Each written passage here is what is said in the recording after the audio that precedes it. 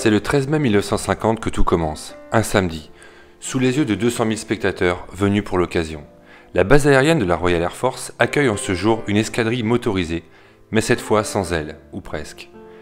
Ces privilégiés qui ne le savent pas encore sont réunis à Silverstone, en Angleterre, pour un moment unique dans l'histoire du sport automobile, la naissance du championnat du monde de Formule 1. Baptisé Grand Prix d'Europe, le roi George VI, la reine Elisabeth et la princesse Margaret se sont joints aux spectateurs en ce lieu où il y a quelques années, des avions décollaient pour lutter contre l'ennemi. La paix règne à nouveau en Europe et Silverstone s'apprête à devenir le temple du sport automobile. Les grandes marques du sport automobile sont bien présentes, Alfa Romeo, Maserati, Hera, Talbot Lago, Cooper, Simca Gordini, mais une seule manque à l'appel, la Scuderia Ferrari. Enzo Ferrari n'a pas accepté d'aligner ses monoplaces à Silverstone pour des raisons financières.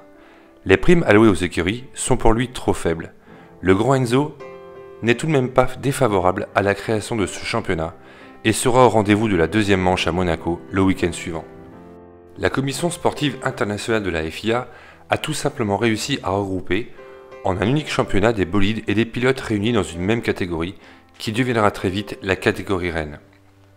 Le règlement est simple, l'attribution des points est le suivant, 8 points pour le vainqueur, 6 pour le second, 4 pour le troisième et 2 points pour le quatrième avec à la clé 1 point pour l'auteur du meilleur tour en course.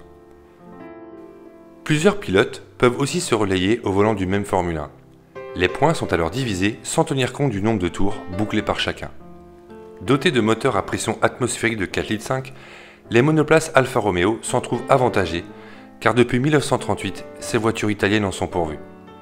En témoigne le podium 100% Alfa Romeo du premier Grand Prix de l'histoire avec la victoire de Giuseppe Farina, surnommé Nino, devant son compatriote Luigi Fagioli et l'anglais Reg Parnell. Sur les 11 pilotes ayant franchi la ligne d'arrivée, 2 Français se sont distingués, Yves Giraud-Cabantou et Louis Rosier, tous deux au volant d'une Talbot Lago. Impossible de rivaliser avec les Italiennes, 2 secondes au tour plus rapide. Les Alfa Romeo ont terminé avec 2 tours d'avance. L'Italien Giuseppe Farina deviendra quelques mois plus tard le premier champion du monde de Formule 1. Mais c'est l'Argentin Juan Manuel Fangio qui avait déclaré « J'ai eu une enfance heureuse. Mes parents n'étaient pas riches, mais à cette époque, nous attendions peu de choses de la vie. La Formule 1 ne l'attendait-elle pas ?